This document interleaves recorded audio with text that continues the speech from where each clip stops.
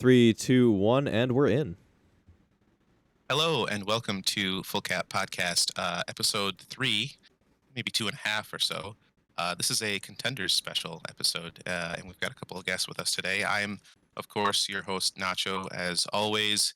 I have Hockey here with me. We have our good friend, Blue, Perfected Blue. Say hi, Blue. Hello. Hi, Hello. Blue. Hi, Blue. And we have an extra special guest, even more special than Blue. We have Oracle, who is the manager and coach for I think it's the Dice Gaming Contenders Overwatch team.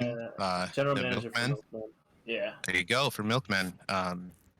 So yeah, it's a pleasure to have you. Thank you for coming Thank you so to much join us for today. having me. Yeah, of course. Before we get into it, I want to again shout out our socials. So follow the Twitters. Twitters will be on your screen. Got them up there? Follow Full Cap Cast on and subscribe to the YouTube, and that's about it. So I guess let's get into it. So again, thank you, Oracle, for joining us today.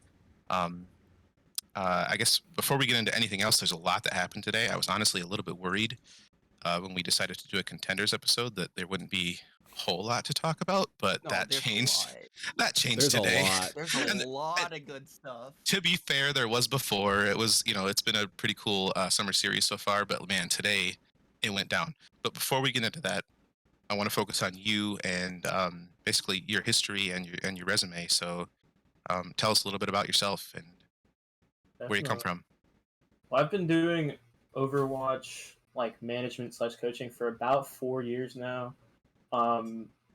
It all started actually with the inaugural season of League Zero. If you guys know what that is, it's dividing by zeros, I don't know, intramural league you could call it.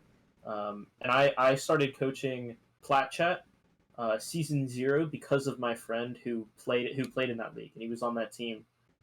Pings, he was the off tank. And yeah, he got me into Overwatch coaching even before I had a PC. I was playing Overwatch on my Xbox, coaching through Discord streams. Yeah. Hey, another former Xbox player. Fuck yeah. Yeah. That's the real OG shit. I didn't even have a PC. I didn't have anything. I was I was a PS4 player before PC. I was on my phone, trying to coach these guys. It didn't work very well. I was a terrible coach for that team. They deserved way better. Interestingly, though, from that team, 2 different players have made Contenders. So Basilisk on No Evil, and I think a couple other teams. And then Bun, who's actually on Milkmen right now. So shout out Bun. She's great. But yeah, and from there, I kind of took up different coachings. I started coaching 4K teams about, and I kind of realized coaching, I was not smart enough to coach. I got to about 2-3 before I realized coaching wasn't for me, and so I kind of transferred over to management. I started with Solstice at I started with them the 1st of January in 2020, and since then I was on Olympus. Then I was on my first trials team was Last Hope, and then I was on Ardor for about 6 months, and then I helped found and own Dice, and that's where I'm at now. So that's been about my journey. That's pretty legit. That's a crazy resume right there, actually. That's also fucking sick that you came from Xbox, because of people that I know, that I've met that came from Xbox, are like me. I met DSP Stanky back when he was playing. Fucking throw it all the way back. Not a lot of people that I actually know came from Xbox. So that's fucking sick. Because Xbox sucked. For real, dude. Oh man. But you had one really interesting fact about yourself that I wanted you to bring up. You've pulled up the Wikipedia to research before this. Do you want to let us know what that is? I did. I am the highest achieving Filipino player / coach / manager in all of Overwatch history, according to Wikipedia. So I could be wrong. There could be 10 Filipinos in Overwatch League that I just Wikipedia doesn't lie. I'm not with, but yeah, so that's pretty cool. I think proper's Filipino. I don't know. Well, Proper hasn't won anything yet. My one thing. No, it's fine. He has no championships. He hasn't won yet. Except for on O2. Yeah, 3 of them there, but it's fine. It's fine. Who cares about Contenders, right? Oh wait. No, we do. Contenders isn't real wins anyway. They're all shitters. Yeah. No, that's awesome. So I don't know. Do you have like a specific coaching philosophy that you kind of always bring to your teams, or do you kind of just see what you're working with, like what players you get, and then go from there? Or even like a management philosophy, like how do you bring in players and Yeah, what's yeah, kind that of too. what's your philosophy on this? They probably go hand in hand, right? Yeah, I definitely don't coach much anymore. So as far as that goes, I couldn't tell you anything specifically. But for management, I think a lot of it is just kind of knowing your place. Like as a manager, I'm specifically general manager, so I do more org based stuff. So I don't really like book scrims anymore. But when you did, like it's all about kind of knowing what the team wants, understanding that you're there to help them. Right, a management position is not you're not playing. There's no glory in management. I've always said there's no path to pro for management. There's nothing like that, um, like there is for players. And so, really, just helping your team to get to that next step is where everything should be for management. And I think that's something I've tried to carry with me from every team I've been on. All right. And I mean, I'm someone who's scrimmed a decent amount at this point. And I've scrimmed everywhere from like 3K to like 4-2, 4-3. So definitely not as high as you guys. But what is a good way for a player to, in your opinion, since you've done some coaching, you've done some managing, what's a good way for a player, just some random, ranked Andy, to get into a team, get onto that, get into that world? It's honestly just like all of it just comes down to drive is what I'll say. Like you can join Elo Hell, you can join the OW, you can reach out through Twitter, and you'll get on a team if you're good enough, right? It's not a matter of how good you are. Like if you find people, you're in the Overwatch community, you'll figure it out. There are a lot of different servers. I think getting on a good team or getting to a team that you want to be on, it's all about just putting in that work, putting in that drive. You know, and it's kind of a cliche answer, but like to really find like a team that you want to be on just comes down to how much you're willing to put into it. All right, that's actually a really good answer because, I mean, I was turbo washed when I, first got asked to join '07, the org, and I kind of like had to get unwashed really, really fast to kind of play with these guys. So you can definitely. Never did. Okay, shut up.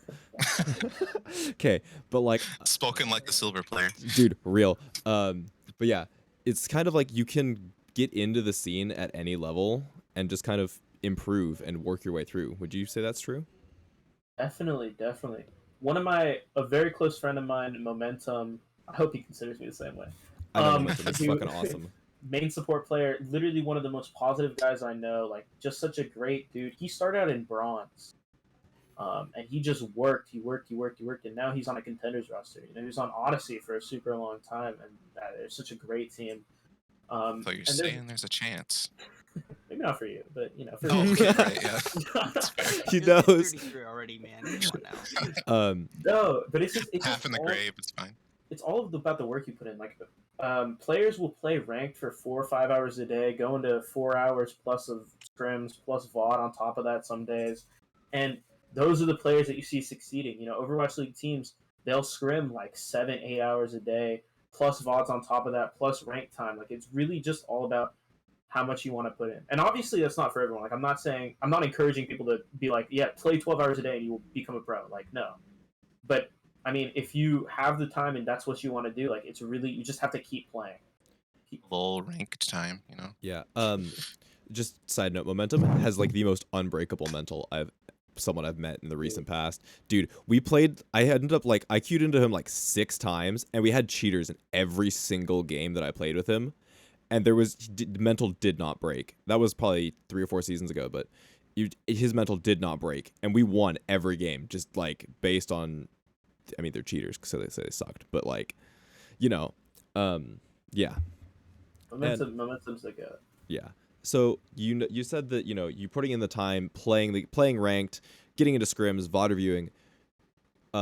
A lot of the managers and coaches that I've seen have said maybe play your ranked, but play it like mindfully maybe, or do something outside of ranked as well, like go into aim trainers, and if you're a DPS player, do aim training for an hour, or if you're a support player, go back and maybe spend a little more time looking back at what you're positioning and how you could have maybe not died in some situations. Is there anything you'd like say is like ranked is number 1 or scrims and VODs are number 1? Like what order would you put them in importance? I think team play is definitely number one. So that's definitely like scrims. Like hard scrimming with your team will improve you so much more than any other practice out there. I think aim trainers are super good. I think that all that stuff that's outside of the game is super helpful too. But really breaking it down and like watching your VODs over and over again and analyzing your mistakes. Like, how did I die here? Like, why did I die here? If I hadn't died here, would it have been better? Like, and working on stuff that's not just mechanical. I think like main tanks, I've always recommended play comp like you play scrims, like shot call. Main supports, go out into comp and ult track, like hard ult track and comp. Just learning to get into the groove of speaking more, saying stuff that matters in comp, and then it carries over into scrims. And then when you do it in scrims, it'll carry over into comp, and it'll just keep building upon itself. You know what I mean? And so much of it comes down to just fundamentally building what your role is based around. Not just mechanics, but how you play and how you think. That is awesome, and now I can clickbait the title of this podcast: "How to Get Out of Silver." Yeah, it makes sense. I like that. So yeah, I mean that's all the questions I have for you, just based on your coaching and your management experience. Blue, Nacho, do you guys have anything else you want to ask him about that? Sorry. We'll probably get more into this as we go over the other contenders games, but I guess I'll just ask you, what you think of the Milkmen team for this summer series, and like how you think you've done so far. I think I'll say whatever good GM says. We took a couple hard losses, but we could have beat them, and we took a couple dubs against very good teams.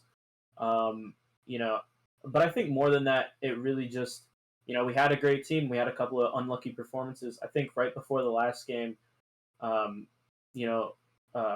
Fishcake, he spilled water on his PC and his microphone wasn't working. We tried to troubleshoot that for two maps. We played Shaq, who's an amazing player, but we'd been scrimming with Fishcake, so it didn't necessarily help that he wasn't there. And even with that, even with these performance issues from Fishcake's PC, and even with all of these different setbacks, our team still played amazingly. We still really held them, I think, a lot. And so just an unlucky loss, but one we'll learn from, one we'll grow from. I think the Milkmen roster is solid. I enjoy every single person on that team. I think that they're all amazing players, and I think that we have great things in our future. Yeah, I agree. I thought you guys had a good team, and you're right. It was some really tough matches, and because the competition has been really tough in this tournament. So nothing to feel bad about there at all. Like a lot of teams wish they were still playing right now. So I would also it's been good. Go ahead. Blue pointed something out when we first met you through actually Twitter. When you asked us, oh, what do you think about this Contenders game that was going on, and we did not know who you were, so we're like, oh yeah, I did not check your ad. We didn't check anything. So we go, oh yeah, Wisp probably gonna win, and Blue DMs us. Do you guys realize who you just said that to? Do you realize what you did? It's like, dude, you just told the Milkman coach that Whip is gonna roll him. Their team was going to get rolled. Whatever. Hey, at least we were right. You were right. You know what? I respect the credibility. I respect the creds. Yeah, we were right, I guess. So but it's fine. Unlucky. Oh well. So, just want to. Wisp was a great team. Oh yeah, Wisp is a great team, but you guys are also doing very, very well. Yeah. Sorry, this is just something that's super funny to me. I just remember not that long ago, Chopper was just getting lit up on Twitter for being bad at the video game. I don't know if you remember this, but he was just getting absolutely lit up for seemingly no reason.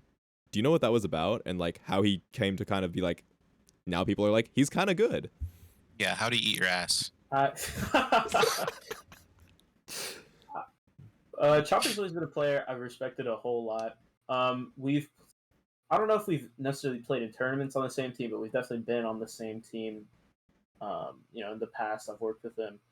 He's a great player. I think that a lot of these, not accusations, that's the wrong word, but a lot of these criticisms of him come from what used to be his limited hero pool.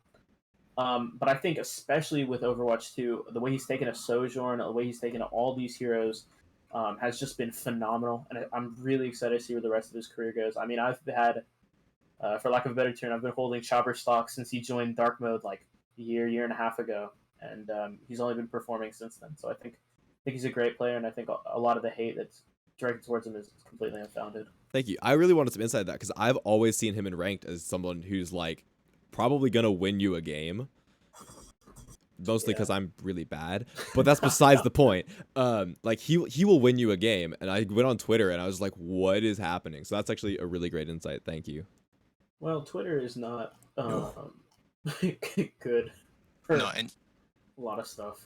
yeah, and you can say this about a lot of players, right? Like, sometimes you have like one bad game or one bad map, and if that's all anyone sees, then you're gonna have a bad impression with that person, and sometimes it's a lot of people. But it's not the player as a whole, and same goes for teams, right? Like some people see certain teams go out really quickly in tournaments like this, and you don't really see the full team they are. Yeah. I mean, it's kind of hard to get a three-dimensional picture of a player when you're only seeing him through officials, or even when you're seeing against them in scrims. It's hard to get their dimensionality. It's hard to get their just how good they are at everything, and especially when they're getting kind of pigeonholed into a certain role. And so I think that, especially with the advent of Overwatch 2, and especially with the Sojourn becoming meta, we can really see a lot more of Chopper, which I'm super happy about. That'd be cool. I've got a funny question for you. As a general manager and someone who used to coach at a high level, what is your opinion on, I don't know, building a team around a certain player? For example, you have maybe a Junkrat one trick on your team who might be on the Council of Junkrats, and you happen to build a team around him. That definitely wasn't my team. What is your opinion on, like, is there something you could go about to, help build around that player? Or would you generally be like, you have to learn, like, you got to try to get some other heroes under your belt? I think that there's value in building around a player. I think there's value in not doing that. I think it really just comes down to what you're trying to do with the team. I think that when you play a one-trick team, I'm going to use a team that I was on, for example, that you guys... Actually, this is a terrible example because you guys won't know it. Cryex back in, like, 2020. We're famous for playing one comp, but you can see that with Old Avoided. You can see that with even Clockwork Vendetta. You have the great Clockwork Vendetta. And what it comes down to is if you're the best at that hero, then it doesn't really matter, right? If you're the best, what are they going to do? But if you are, and I don't mean this disparagingly, but if you're not the best at that hero, then flexibility becomes a major issue you're going to run into. If you are the best Junkrat in the world, then fuck it, man, play Junkrat. But if you're like the second or the third, and you're against the team that can hard counter Junkrat, or knows how to play against the strats that you've been playing in, then I would say it's maybe better to pick up someone a little more flexible. But that's just my opinion. Cool. Shout out to BillTF2 on Twitter for really being one of the Junkrats on the Junkrat Council. So dumb. And I guess to add on to that point, like, we're going to talk about them later, I guess, but like what O1 Esports did, and literally any team that has Yazan, they just play Pharah. He can Echo, but he's the Pharah guy, and you know what they're doing. It doesn't really matter, like, if Pharah's like, oh, Pharah's really good in this meta, or like, wow, Pharah kind of sucks in this meta. Yazan's going to play Pharah, and he finds, it seems like he finds value, like, whenever, which, like, if you're a really good Pharah and no one can really counter you, then why stop there? That's true. I mean, he is. He just... When I'm talking about the best player of a certain hero in the world, that's him. He's who I'm picturing. Yeah. He is him. And it's especially good that how good Farah is in Overwatch 2 right now. Yeah. Farah's kind of insane definitely, right now, definitely helps. But he's just insane player. Probably one of the best, if not the best, Pharah in the world. Also a console player too, right? Yes. Yeah, he came from... I don't know what he came from, actually. Xbox? He wasn't. Doesn't matter. Console. He came from actually Switch with tilt controls. Oh yeah. There you go. Oh wow. So wow, do we want to maybe? What a lord. Do we want to maybe move on and talk about what happened today a little bit? I think we have to. I think we should bring that up. Let's I would say start with the official statement as it stands. Well, do we want to start there? Maybe start at the beginning. I think we should start with maybe the con drop tweets. I think that's a good. I think that's a good place to start. So I'll share my screen with those really fast. Yeah, you open it because I don't know which Yeah, one. I've got them already open, so we're all good there. Tweets. Okay, yeah. And look at you being prepared. So that should be there. Right. Okay. So. Yeah. Yeah. Yeah. So I guess just to recap, during the 01 and Munich game, they were playing. So it turns out I can't share my screen and record it, just so I'm a little stupid. Don't mind me being a little stupid, but I can just put this up. Cool. So I've got it up on my screen. You'll just edit it in. Yeah, no big deal. You're an editor. So yeah, today during the 01 and Munich game, they were playing what they believed to be a best of 7 or first to 4. Yeah. And during the 5th game, the admins took over the game and ended it because they believed that it had gone on too long and it was actually a first to 3. And that they'd played 2 extra games needlessly. So they just shut the game down and said, nope, you're done. Munich wins, right? Because 01 was making the comeback at the time. Yeah. Yes. So they were trying to get the reverse sweep going. But actually, no. They were told before the match and previously before that even that it was first to 4. First to 4. First to 4, best of 7. So like even asking like the admins and everything. They confirmed it the day before. So let me pull up. I'll just read the tweet out here real fast. Conjo tweeted both us, 01 Esports, and their current opponent, ex-Oblivion, were told that they'd get disqualified if they refused to play, without acknowledging they were the ones that made a mistake. Not only did they tell us it was the best of 7 twice, it's even on the official tournament page that those games were supposed to be best of 7. And before anyone called him out for, whatever, he actually did show proof that he asked that it's to see if it was a best of 5 or a best of 7. And admins did come in and say before the games happened that it was a best of 7 all the way through the rest of the tournament. So there was that. Yeah. So that's kind of the general overview of what happened. And then all hell broke loose. Yeah. So I guess they went into the next game, right? And so 01 was playing. I can have a little bit of please transparency here, and I'm not actually sure what I'm allowed to share, but we'll figure it out.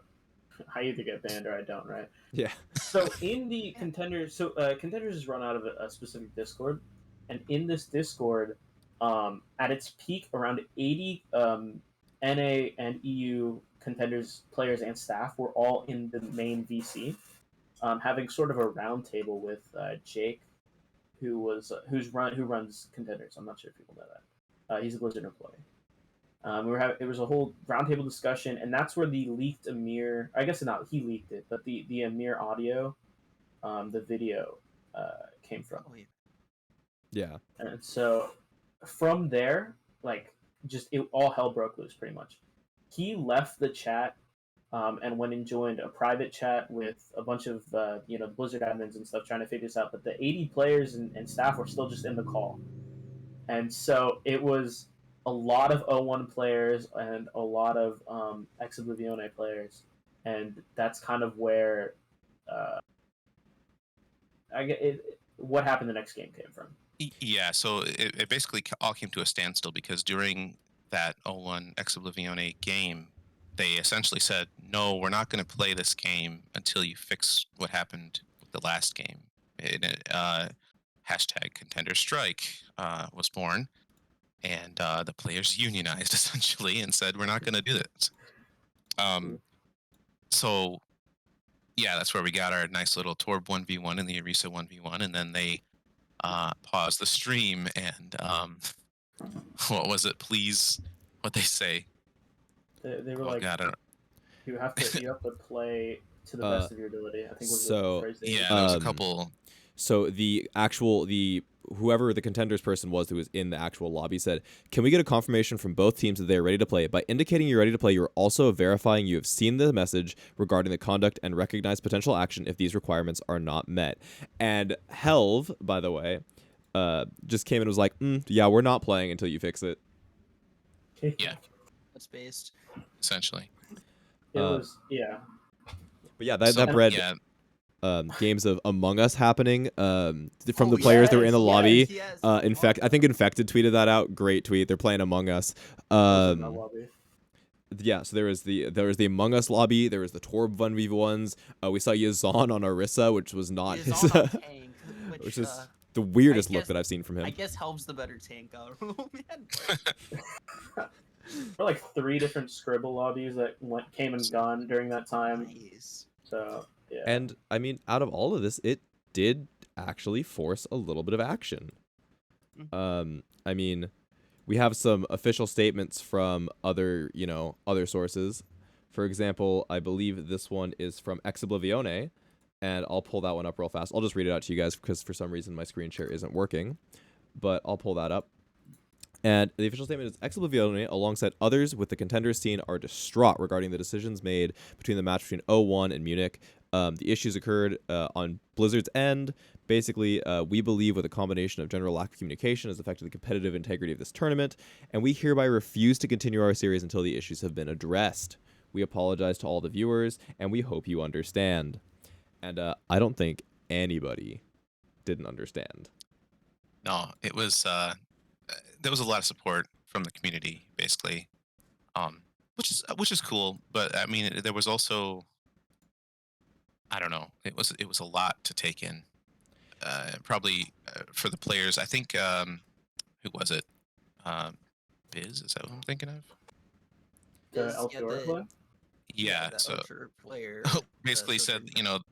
yeah, they want to troll their next game, and then they're like, oh wait, we're gonna get DQ'd if we don't play, and Yeah.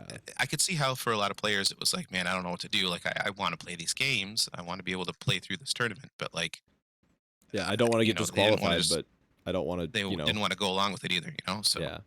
So what's your was take on tough. that, actually? My take on what NA players playing or just Like, the situation in general. I just mean, the position they're put in, I guess. yeah, the position they're put in, because like you want to play, you want to keep going, you want to, you don't want to get your team disqualified by trolling, but you also want to support the other players that just basically got boned by Blizzard. Yeah, you want to stand up for the integrity, right?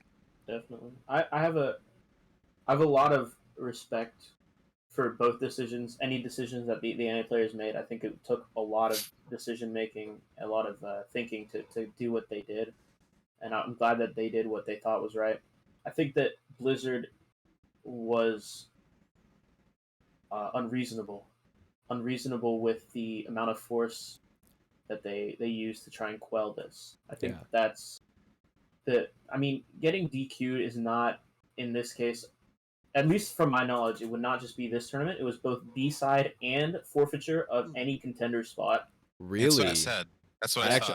I actually didn't know that. That's Forfeiture of a crazy. contender spot, which is no joke. A contender spot is both a large monetary investment, but also a large time investment. Yeah.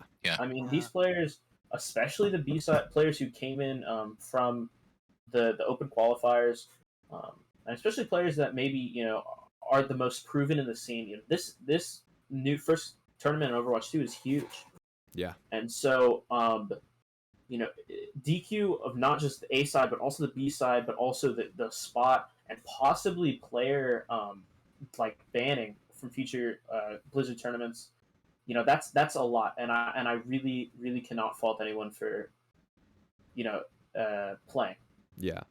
Yeah, the stakes were really high, a lot on the line there, and I mean, Blizzard does have a history of union busting, so not super surprising that they were really hard line there and really putting the pressure on them, because that's an extreme decision to make for these kids. Essentially, like, these are kids. Yeah. Yeah.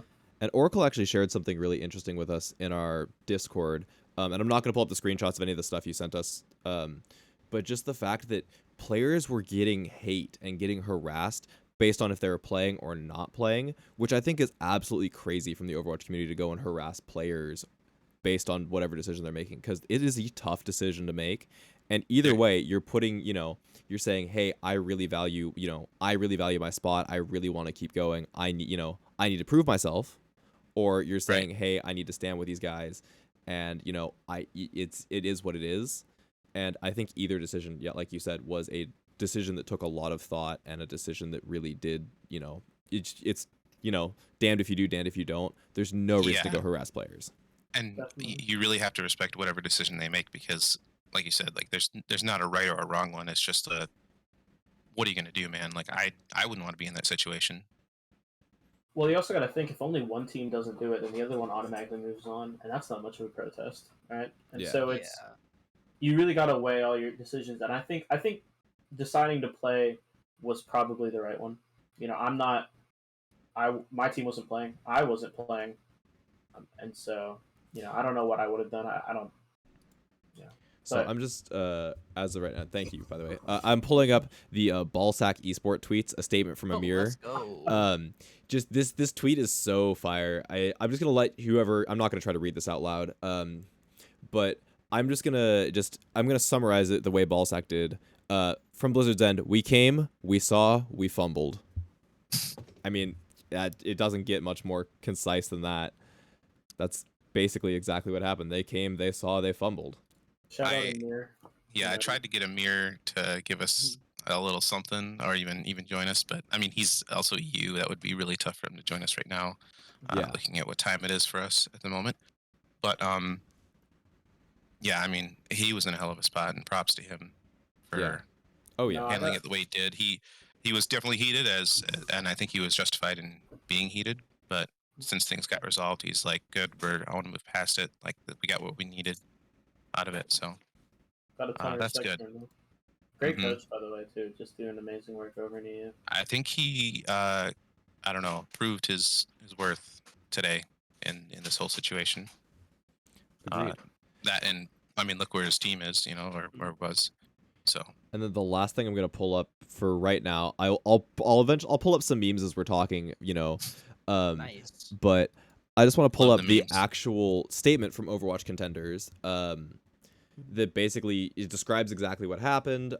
During the match, administrators identified an error and halted the series. And after investigating the circumstance, they've decided to play out the first of 4 series. And I believe that's happening tomorrow. Yes. No. Yes? No? Maybe? I think so. I think it's happening tomorrow. That's what I saw. Was tomorrow. Yeah. That they will. Yeah, Friday. Let me look at it right July here. 29th. Yeah, so it'll be playing out tomorrow. This should be First up to 4, as soon as we're done Munich recording. leading 3-2 and in possession of the next map choice. So, yeah, it'll just pick up from where it left off. Obviously, not the same because in match is the momentum was really swinging a certain way, and it's just been halted and changed, and now they have to just pick up where they left off. So that's going to be tough, but at least they have a chance. That's better than not having a chance. Yeah. Definitely. So now that that's out of the way, let's talk about the Contenders Summer Series. And hey, excuse me. Sorry, Doug's up. So, nice. Yeah, he's partying. Does he have thoughts? He does have thoughts, but I'm not gonna ask him. Let's see. So yeah, the Contenders Meta. Let's talk about that. So it's been affectionately called Junker Goats for the most part because most teams have been running Junker Queen, Genji Sojourn a lot of the time, and supports have kind of changed here and there, but I see a lot of like Brig Lucio. So what are you guys' thoughts on that? Let's start. I don't care who starts, just talk. Okay, I'll just start with it. Thanks, Blue. The first time I saw this meta and I see Lucio Brig, I'm kind of just like, yo, wow, this is going to be horrible. It's just going to be 2 teams like slamming into each other, that kind of thing. Lucio Brig, when that support comp is ran, it's kind of like, who signed 2 main supports? Nobody. who can run into the other team yeah, harder, harder. Nice. Yeah. Okay. Yeah. It's just I want to say it's kind of entertaining. I do like it a lot more now because there's a lot more I understand about it now. Like, whichever team shouts second with Junker Queen, that happens. The Sojourn can just get a pick out of nowhere, and that could really win you a fight. But initially I thought like, wow, this is going to be some really weird meta that's not really close to anything besides like you said, like goats. So yeah. As somebody who played a lot of goats and really liked goats because I played all the heroes in goats. You got to play the Zarya. I got to play Zarya. Yeah, I was happy. I got to play that's fun. Zarya, Lucio, and Zen. Those are my 3 heroes. Oh, those are the best ones too. Oh, Yeah. Yeah. Rhino's the best one by far. Okay, I didn't pick up Ryan until after goats. That's the I played worst Rhino part. Goats. Chad, fucking Sigma male right there. But as somebody who saw that and liked watching goats as well, just because you could see clips like where you saw Sureforce stay on the Brigand spawn and then he's on Widow now, or you saw all the variations come through. I thought that was really interesting. But I haven't seen as many variations with Junker Queen goats. So I think you're in the really early stages. I mean, if you really break it down, most teams who qualified for this event did it through the last tournament, the last open tournament, and they didn't even play that on Overwatch 2. that's true. Contenders Right. teams have had Overwatch 2 since the first beta, but really, in the grand scheme of things, that's not a lot of time to figure out what we want to play. And even more than that, there aren't that many teams to play against, right? Because you can only really play against other teams with Overwatch 2 access. Yeah. And so, you play against the same teams a lot, and it is you figure out the meta, and then you just kind of try and refine that instead of putting resources and stuff into R&D. I mean, of course we do that too, but once the meta's found, it's pretty well established. I was talking to one of my good friends and assistant coach on Milkmen, actually, Frumple, about this, and he basically said it's a lot like goats in the way that, like, it's very subtle. Like, how teams are winning fights are very subtle, and it may not be super apparent when you first watch it. So it's a very deep, very complex meta, but it may not look like that to the casual viewer. And so, that's just something I thought about a lot, and especially watching today's games, you could really see that. I agree. Well, that's also kind of the same thing with goats, right? There was a lot of nuance in the play that, I mean, there was also just the, haha, we're going to run the fuck into you and see who wins. But, I mean, there was still a lot of, like, which Zarya is going to build their ult first? Is D.Va going to be able to eat it? Are you going to drop a bomb into this grab? Like, what are you, what is the play you're making? There are, plays that people are trying to set up that, don't always work. There's a lot of nuance in it that I think that, yeah, like you said, a casual viewer wouldn't see. Would you, I mean, like you said, there's some nuance in there. What are some of the nuances that you've seen in this Junker Queen goats that maybe people could look for? I mean, so much of it just comes down to, like, how the queens play, especially because of the 5v5 in Overwatch 2. Like, the tank play becomes so much more important. And the use of Shout, the use of Junker Queen's E, and the use of her ult have all been, like, heightened how important they are in team play. I think another thing is Sojourn, like watching Sojourn, seeing how they play, seeing how they position. Railgun usage is super, super important. And also just like, supports, what they've always done, Lucio speeds, taking space, different stuff that you'll see just throughout the game. It's all really heightened being in Overwatch 2 and especially being in this meta. It's a very mechanical and cooldown based meta. All right. Okay, well, completely lost my train of thought there because that was actually a really good point. I remember it. So you mentioned that tank play is really important in Overwatch 2, and we were actually talking about this last week, is the fact that a lot of Asian teams, APAC teams, are generally focusing more on their DPS duos and making sure those guys have, tank is just there to create some space for the DPS to do their thing. Whereas a lot of NA teams, it feels like more like they're getting their tank in there and being like, you need to kill something. You need to fucking go do something. Do you think this meta is going to bring it to the point where both sides are going to be on one track mind of the, our tank either needs to be doing everything or our tank needs to, or, not everything, but our tank needs to be in there fucking up their team? Or do you think it brings it more back to really focused on individual like skill play from the DPS, or both? I think that North America and APAC regions have always been, fundamentally different in how they play the game. I mean, if you even just look at top level ranked play, like Yeah. for a super long time when over here was double shield or it was something other than that, they still play double bubble. Yes. The way that APAC teams play in Owl are just super different. Like just the way they run compositions, everything. Like you were talking about how they use their tanks, and I think that it would be strange if this was the one thing that brought them together. I can totally see it happening. I think that it's very possible. I don't know which way is better. I think ours because we're playing it obviously, but if maybe one way will be determined better, but I think that just fundamentally APAC and North America play like very differently. That's a great point. We lost him. He died. He's coming back. He's coming back. It's fine. It's fine. You're good. No, that's actually a really great point. You bring like we were playing double shield and they're playing double bubble over in Korea. But that's actually it's just an interesting point to bring up. But my thought was like, since we were calling it GOATS 2 basically, more or less, but that's what people are calling it. You saw a lot of APAC players playing GOATS like you'd play NA GOATS, right? So that's just an interesting idea. I am going to fix this and hope he comes back, and then I'll fix it back when he does. So, hang on, my dog. Sorry, I'm sorry. You're My all dog good. stole You are something. I'll be all right good. back. Basically, all I said was like, we're calling it GOATS. People are calling it GOATS 2. You saw a lot of APAC players during GOATS go into GOATS, and they did play GOATS a little bit differently than NA, right? But you still saw them playing GOATS. Also, just putting that out there, NA did smoke that APAC in the mid-season madness. Just putting that out there again. Ew.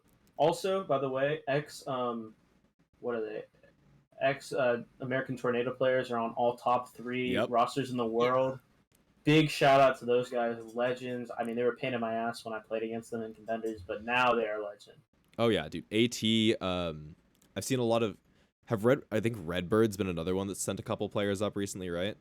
Well, Redbird's kind of ate the rest of what was AT. That's right. It was kind of their spiritual successor, and then they and then I mean, one of my ex players actually, Pascal, who became RuPaul, like he rebranded, went through Redbirds for a little while, and then he joined Owl, and that guy's a fucking legend, amazing player, and he definitely deserves where he's at now. Speaking of Redbirds, if we do another Contenders episode, I'm gonna try to get I believe her name's Flutie on. I love Flutie. Dude, she's so nice. She and I have actually talked about music stuff since I'm a music teacher as well. Oh yeah, we have too actually. Yeah, so she's super nice. I'd like to see if I can get her on. Maybe bring you back on for that episode. That'd be fucking sick. Definitely. Cool. Who's that? Flutie. She's a coach for Redbirds. Oh. That'd be cool. Yeah. So do you want to talk about maybe the bracket a little bit? Yeah. So I have the North American and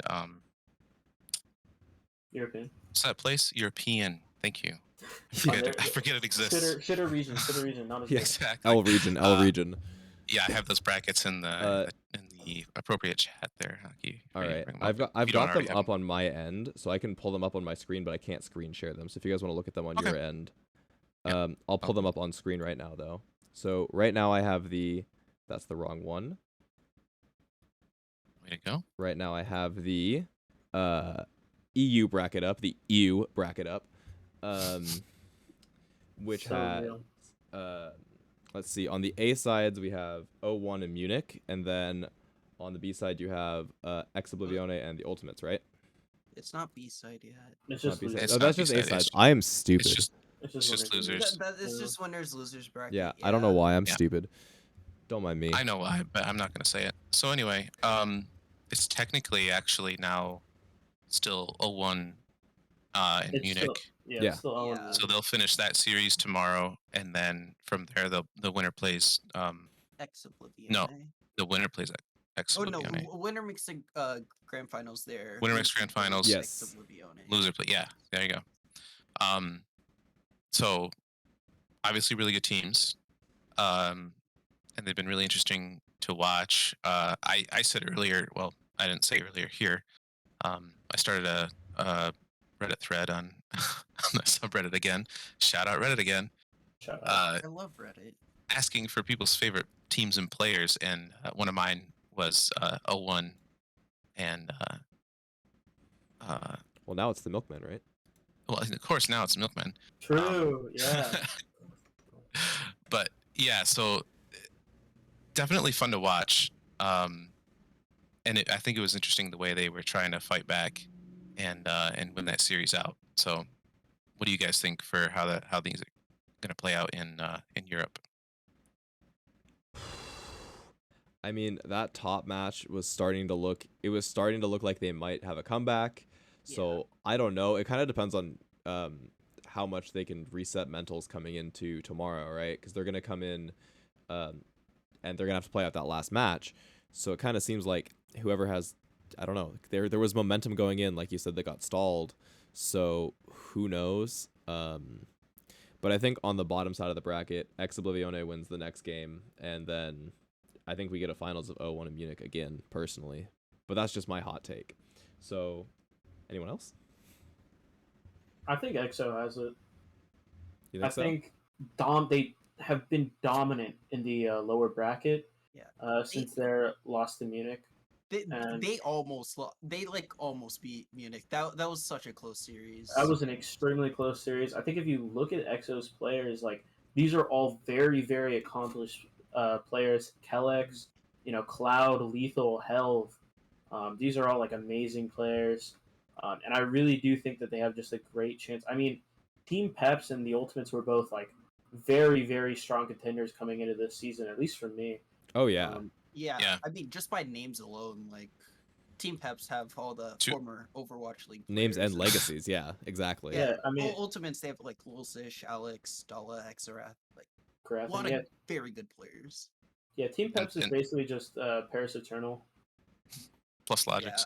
But yeah, there's synergy there, right? Like they already know each other and they know the play styles, so to be able to outdo them is impressive. And in a 3-0, like they didn't drop a map to either the Ultimates or Team Peps. Wasn't really close. Mm-hmm. I mean, they haven't lost the map in losers finals. Losers bracket, yeah. Losers bracket at all, which is insane. Just such a great team. A lot of respect for them. A lot of respect for the name. Glad they're back. Mm-hmm. Oh yeah. Yeah. Definitely glad they're back. Cool. And I guess I'll pull up NA next. Mm-hmm. Which we have. I mean, better region, of course. Better region.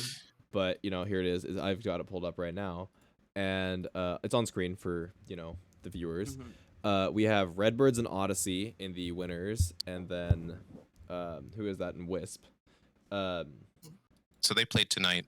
No. Redbird's Odyssey happened already. Oh, then my bracket is not updated. So Redbirds. So where do we start? So Wisp did beat Altiora. So they moved on to losers finals, and they will play Redbirds, who lost to Odyssey.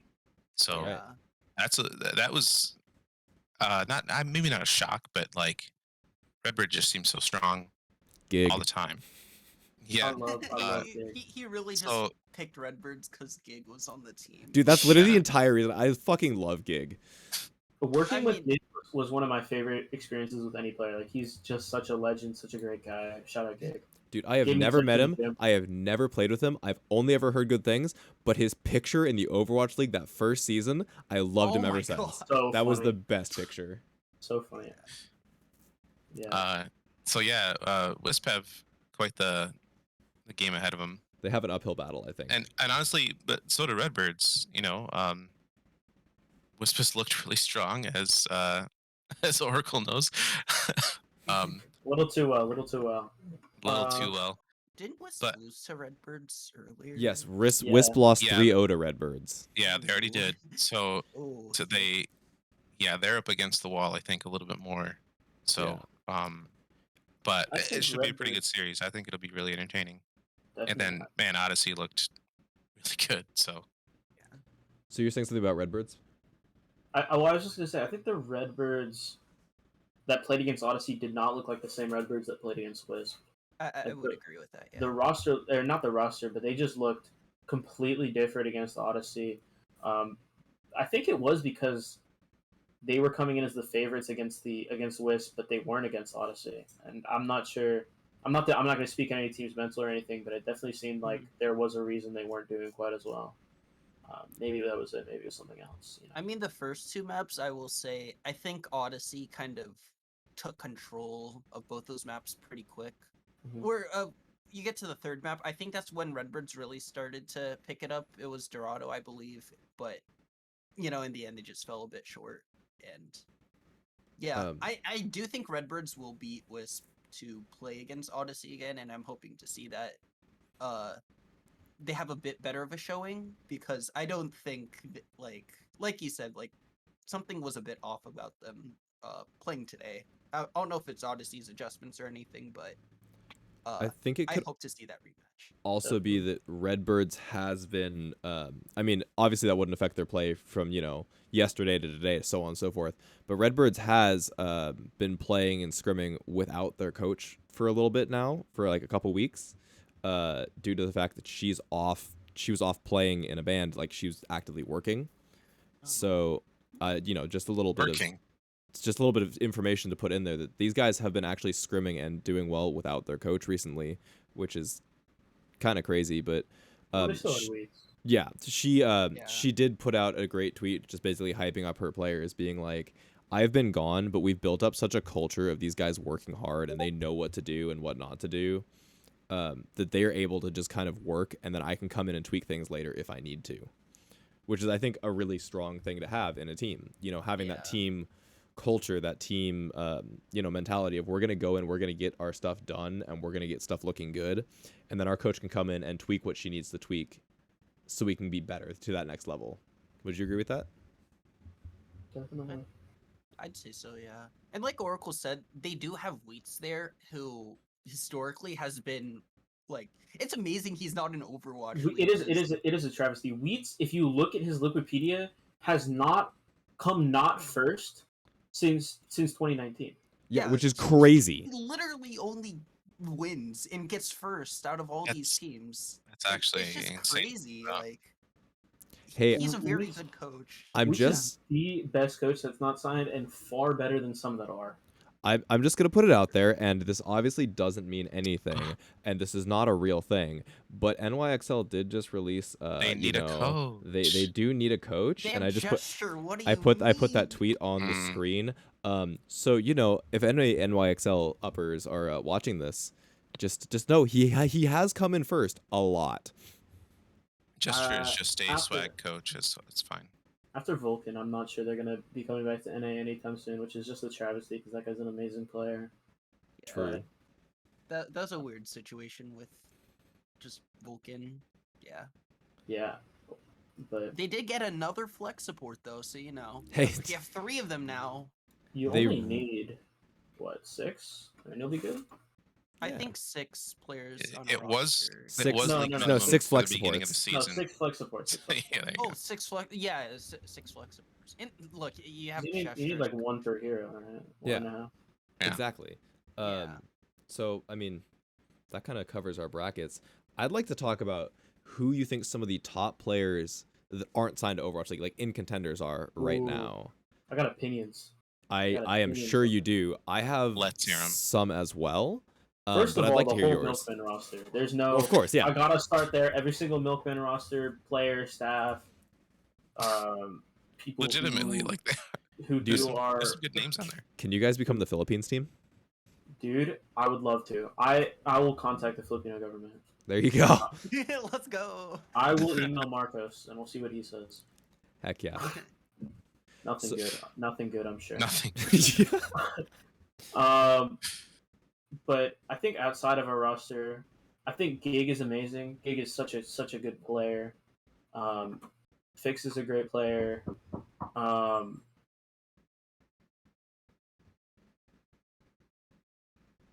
So, well, he's muted. I got you. I'll come up with some of my takes. I think that Gig, I mean, yet again, I will always be high on Gig, is just an absolutely amazing player. I think he showed a lot of.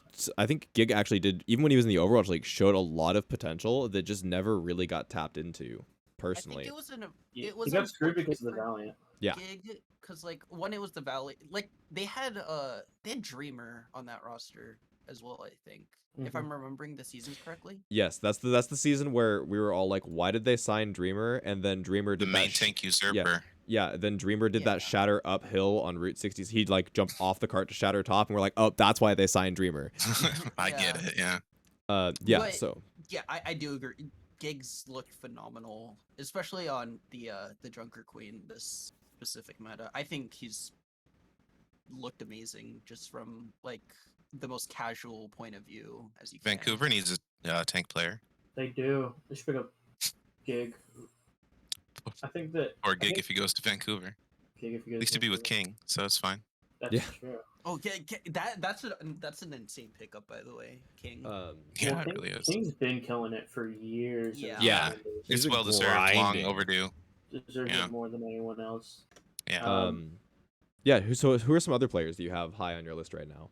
Biz went crazy today. Biz is Oh, a really yeah. good player. Yeah. We worked together on Dice a little while ago, but he's an amazing player. A lot of respect for him. Rocket's I'm always gonna praise Rocket. Always gonna praise Rocket. He's been killing it for so long, since even before the Drifters, since he was on attack mode. Legendary roster, legendary player. Chopper's amazing. Crawley's been killing it. Actually, the whole Wisp roster. Yeah, the You know, whole Wisp the- roster has been killing it. They've been killing it. The whole Odyssey roster. Will never say anything bad about that. Rhino, if he was 2 years older, I guarantee it would be up Oh, there with Rhino in the league. Such an amazing player. Haven's cracked. Haven's insane. Aiko's insane. Icy's insane. Lep's insane. I'm just naming everyone. Dude, I'm Lep sorry. is fucking crazy, dude. He's so good. He was gonna be one of my sleeper picks. Is Lep? I mean, if you can even call him a sleeper pick at this point. Lep. I actually really think Vega is someone who I've seen a lot doing a lot, and Liar as well, both on Wisp, by the way. Yes. Those are a couple players. Just looking through some of the other rosters, there was one that I saw that I was like, oh, Tree TR33, dude, Tree, yes. Dude, Tree. insane. Yeah, he's absolutely crazy. Has been He's tearing grinding. up contenders forever, and in 3 years he's gonna be in Overwatch League. I don't Yeah. think Overwatch League's going to be here in 3 years. Yeah, unfortunately. It's That's still what I'm Dude, saying. Look, Rip sugar like, free slap. We'll he's- see. He's been in the competitive scene for a while now, and he's like 15 now, and he absolutely took over against Redbirds. Like, are you serious? He can't even drive yet, and that's just insane. I mean, yeah, Tree's fucking. I'll sing his praises from the mountaintops. That man is a nutty player, and he has been for years.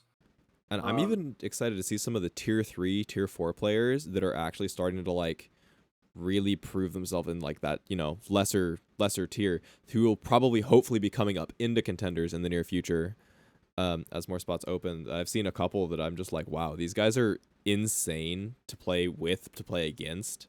Shout out Cryex for making it to contenders. Shout out Melanation, who we beat to make it into the closed A sides, but they qualified Sleepover Party and Dark Mode. Like all these teams, maybe not Dark Mode as much, they're really well established, but Cryex, Melanation, Sleepover have all been real sleepers and tier 3 teams, and I'm just so excited that they made it here. Yeah. I'm really excited to see some of these guys get a shot and, really be able to prove themselves, because there's a lot of really good players on those rosters that you wouldn't necessarily know if they didn't make it in right now. Absolutely. I just think the level of play in contenders, especially right now, is kind of just insane. There's a lot of very talented people out there. Yeah, it's only gotten better, and it's all just now at least 50% of them are like players that, man, they really deserve a spot in the league, but there's just no room for them. Honestly, most of the time. There's a lot of it's You could- very You could make competitive. and a lot of them are 3 or really 4 young. expansion teams Yeah. with just contenders guys, and they would be competitive. Being young is also a big thing in contenders. Yeah, like Tree. Yeah. Tree. He Tree, actually did Tree, really Rhino, Mhm. Rocket. Dude, Chopper. Rhino's someone who's been playing Actually, since he Chopper was might be Rhino. I remember seeing Rhino 2 years ago when he first came on the scene. and It's he been was a while. absolutely just dominating, and he was like, what, 14? Yeah, Rhino he's been killing it for so long. Which, yeah. A lot Yeah, of respect to him. And there's we can a- hope the league's still around to see them. yeah, exactly. Yeah, just absolutely crazy players that are coming up. Do we have? I mean, we've talked about a lot of these players now. Do we have any predictions for finals coming up?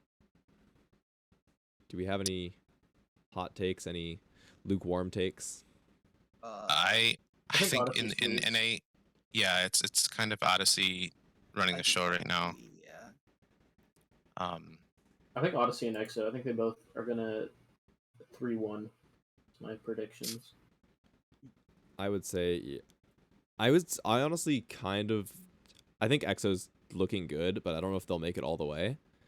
But I'd like to see them do it. So I don't know. I think I still think feel it'll a be little interesting. better about Munich, but Yeah, I mean, Yeah.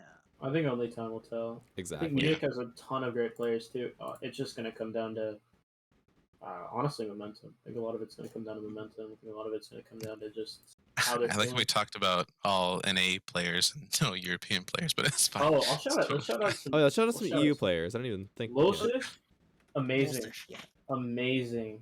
Alex, Dala, Exorath, Grafin, all amazing players that have been around the block. Obviously, Team Peps, they don't need me to sing their praises. In fact, Yeah. I'd love it if they shouted me out. If any of you guys watch this, my Twitter, you know Yeah. it. I put Shout it out. your Twitter's on screen right now. Shout any of us out. Twitters Shout are it all on out. screen. Crandrop has been killing it. Anj has been killing it. UB, obviously Anj, all yeah. the 0-1 players. Yeah. Oh, I was gonna say, T Sorcerer on Aw Yeah is just fucking. I've seen this person play so much. Absolutely giga brain. Fucking giga brain. T-Sorcerer, Abs, Ken. Ken, yeah. All amazing players. Lethal. I think all of EXO deserves out, and that's my honest opinion.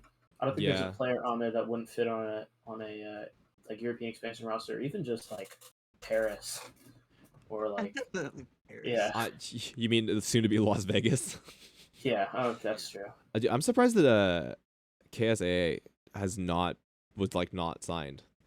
I was actually a little surprised. Was it? All right. I think for him it's mostly visa issues, because from what we've seen, KSA is a really good player. Dude, KSA is fucking insane. That's what I was like. But to shout out EXO again, when EXO played against Team Peps, Lethal and Cloud absolutely like diffed Logix plus Naga, who I'd say are two pretty well-known established players in the scene. They actually destroyed them. I thought that was crazy. Also, I would never say anything bad about Team Peps, but like I did say that they were French last time, and I know I'm gonna get hate for that.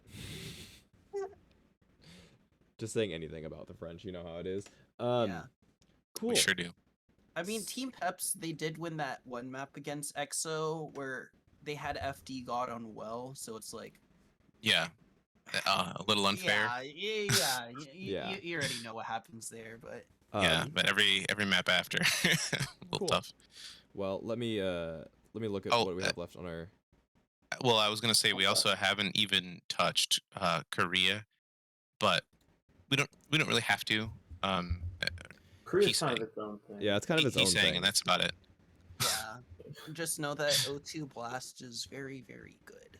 We'll mean, see him. SS we'll see Shock him next Jr.? season. Yeah, Dude, he sings legit. Oh my Prop- god. proper. He's saying next season. Let's go. Oh, I wish. All right. But yeah, dude. I don't know if you guys stay up to watch Korea. I know I do. It's I've been yeah. moving, so Kind of have no. to get up to watch Korea usually, but yeah. yeah, but Well, on the East Coast. I will say it is pretty close there. There are a lot of notable players that you may have seen in like Overwatch League and everything. So it's pretty cool to watch. But yeah. Shout I out hope Up it's- Academy. I'm a big fan of anything Guangzhou related because I work with Sibo, our head coach, who used to be an analyst for Guangzhou, so I just have a lot of respect for that whole organization. Mhm. Shout out them. Also, Krong. Krong is right there. I love Krong. Bro. I love Krong. Dude, actually just Krong Simps in the chat. I I mean, so that Oh, kind yeah. of brings us to the end of our topics off the bat. Unless you want to talk, I mean, I don't know how well versed you are in Overwatch League, right now. Is there anything? Not a ton, I'll say. All right, so I mean, we Unfortunately. talked a whole lot about this last week, so I don't feel the need to necessarily get into it. The only thing that I wanted to update anyone from last week is we talked about King's signing, and it wasn't official during our last podcast, so I'm just putting the tweet up on the screen now. King did get signed by the Vancouver Titans. Well He deserved. already looks Very unhappy that he's on the very Titans, but that's okay. Yeah. Everybody's been happy on the Titans. Cool. Justice for Shockwave. Except for Shockwave, who's no Yeah. longer unhappy he's on the Titans. Mm-hmm. Bummer. And I mean, we did have Yeah. a banger tweet about that. I'll put that one up on the screen real fast. Farming likes. Oh my Farming Yeah, God. farming honestly. interactions. Again, everyone, Farming follow the interactions, Twitters. Yeah. It's a fun time, guys. I swear. Yeah, I was thinking about maybe we would do like some pick'ems for the next week of Overwatch League, but that's still not. That's 2 weeks away. So You No. got time. Yeah, we got time for there's that. plenty of time. No big deal. Beyond that, something we didn't do last week that we said we wanted to and then never did was go through our bracket that we predicted for Midseason Madness. I don't know if you want to look at that and just I kind think of see. I don't have it pulled up, so why don't we do that next week? That's fine. So we don't have to waste everybody's time. All That good. way we have content for next week. Oh yeah, because we need them. Well, Unless all you something have else to goes know down in is that Contenders. we're smoking that APAC. Ayo. For real, for real. And Yeah. So, I mean, It was like I- Gladiator smoked that APAC, bro. Yeah. Well, Rain did more Gladiators like. rain. Yeah. Yeah. Yeah. so So I think that'll do it. Don't yeah, you I'm think? gonna pull up everybody's Twitters again on the screen, so you can see everybody on here. You can follow everybody on here. Probably don't follow Blue, just for your What? for your Dude, own well being. the other two Maybe don't people maybe here don't horny follow tweet. not.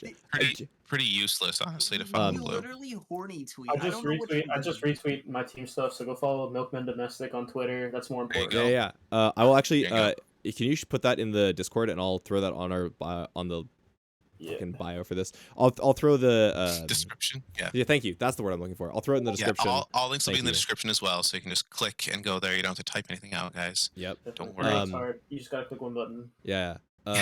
Thank you, Nice and easy. Oracle, dude. This has been fucking So super much. cool to have you out It's been- here, Of Yeah, it's course, been of great talking to course. you. Thank you for having me. dude. Thanks I mean, for being a friend of the show. also, Yeah. that's fucking crazy that we accidentally tweeted that your team was gonna lose, and then you still came on the podcast. It was I feel funny so bad about it. because I saw what you guys said originally, and then I put my phone down to do something else, and then I saw I got 3 more tweets at me after that. I was like, oh, they looked at my profile, like they saw.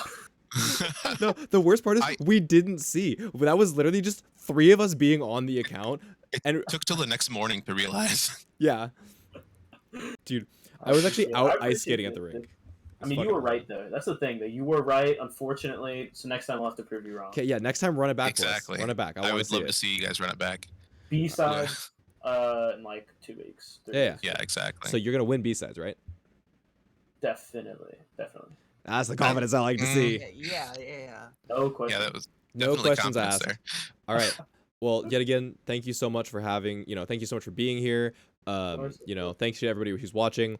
If you want to roast me or Blue or Nacho, please do it in the comments. That's kind of Support tier 2 Overwatch. yeah. Support tier 2 Overwatch. Look at that. Let's go. Support tier 2 Overwatch. You could even support the Vancouver Titans to support tier 2. Whatever works for you. The Paris Eternal. You could always support a pair. They're like 2-3. One of our proud 2-2 teams. Yeah. All right. Well, I'm going to end it here. Thank you so much, everybody. And yet again, one last time, thank you to Oracle. Go follow him. Go support his team. All right.